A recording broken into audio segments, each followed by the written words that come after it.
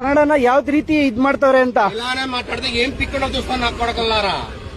ಓ ಬಂಧುಗಳೇ ನೋಡಿ ಈ ತರ ನೋಡಿ ಬಂಧುಗಳೇ, ಇವರೇ ಮಾತಾಡಿದ್ರೆ ಈ ಕೂಡಲೇ ನಿಮ್ ಜೊತೆನೆ ಕರ್ಕೊ ಬರ್ಬೇಕು, ಕಂಪ್ಲೇಂಟ್ ಅನ್ನ ಕೊಡ್ತೀವಿ ಸರ್. ಸರ್ ಇವ್ರು ಈ ಜಾಗದಲ್ಲಿ ಬಂದಿದ್ದಕ್ಕೆ ಈ ಜಾಗ ಯಾಕೋ ನೀನ್ ಬಂದೆ ನಮ್ದು ಪ್ರಾಪರ್ಟಿ ಹೋಗ್ಬಿಟ್ಟಿದ್ದೆ.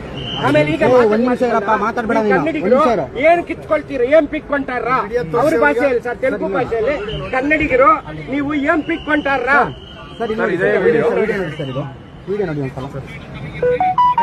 ನೋಡಿ ಸರ್, ಏನ್ ಪಿಕ್ಕೊಂಟಾರ ನೋಡಿ ಸರ್.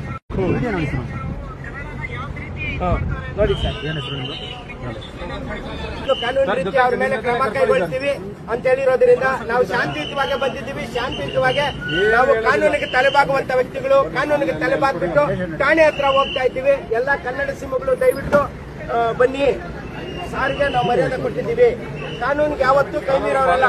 ನೀರು ಕೇಳಿದ್ರೆ ಮಜ್ಜಿಗೆ ಕೊಡುವಂತ ಸಂಸ್ಕೃತಿಗಳನ್ನ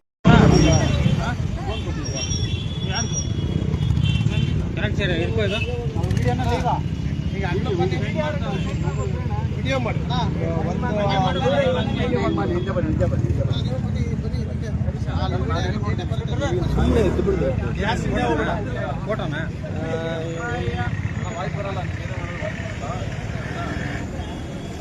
ಸ್ವಲ್ಪ ಜೂಮ್ ಮಾಡ್ಕೊಡಿ, ಒಳಗಡೆ ವಿಡಿಯೋನ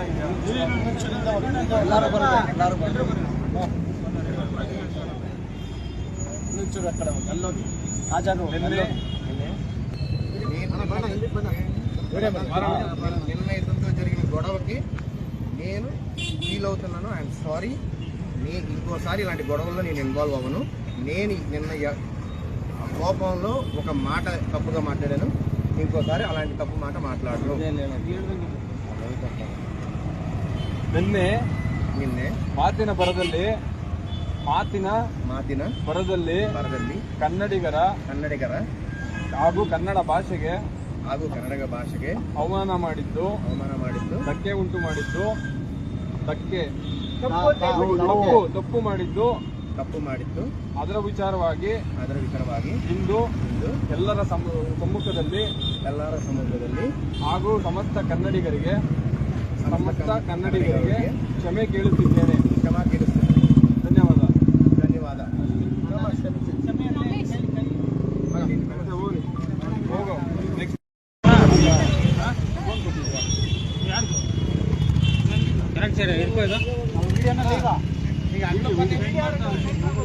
ವಿಡಿಯೋ ಮಾಡಿ